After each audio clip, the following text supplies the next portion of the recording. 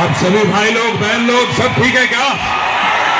కొడుతున్నమా jubilees మళ్ళీ ఒక్కసారి గట్టిగా జై తెలంగాణ, జై తెలంగాణ. కేసీఆర్ గారి నాయకత్వం కారు గుర్తుకే. ఒక్కసారి కారు గుర్తు కొట్టేసి వాళ్ళందరూ చేయలేవట్టండి ఒకసారి గట్టిగా. పిడికిలి పిడికిలి చెయ్యి అంటే మొండి చేయి కాదు, మొండి చేయి డేంజర్. పిడికిలి పిడికిలి రెండు పిడికిల్లో दोनों दोनों हाथ उठाइए. जय तेलंगाना. కారు గుర్తుకే మాగంటి సునీత గోపీనాథ్ గారి కారు గుర్తుకే. మరి నేను వచ్చిన పని అయిపోయింది, పోవాలనా?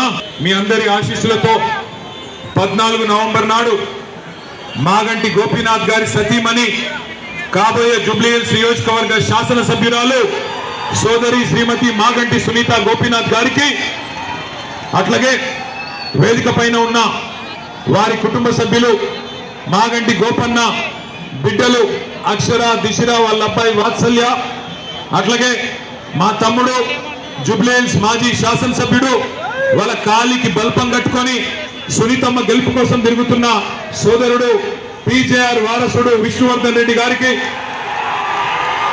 అట్లాగే ఈరోజు షేక్పేట్లో ఇంత పెద్ద ఎత్తున ఇక్కడికి విచ్చేసిన ఆడబిడ్డలందరికీ अन्नादम्मुलंदरिकी जितने भी भाई बहन आप लोग यहाँ पे इतनी बड़ी तादाद में यहाँ पे शामिल है, आप सभी भाइयों को बहनों को मैं अपना सलाम पेश करता हूँ. मी अंदरिकी हृदयपूर्वకంగా నా నమస్కారం.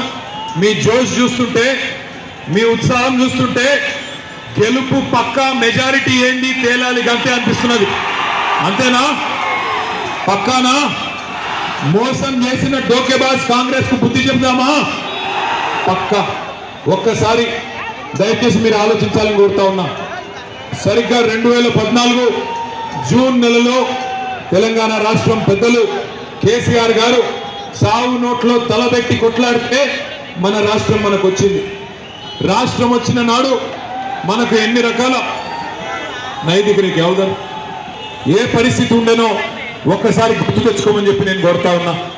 ఆనాడు రాష్ట్రం వచ్చింది కానీ పరిస్థితి ఏది బాగా లేకుండే.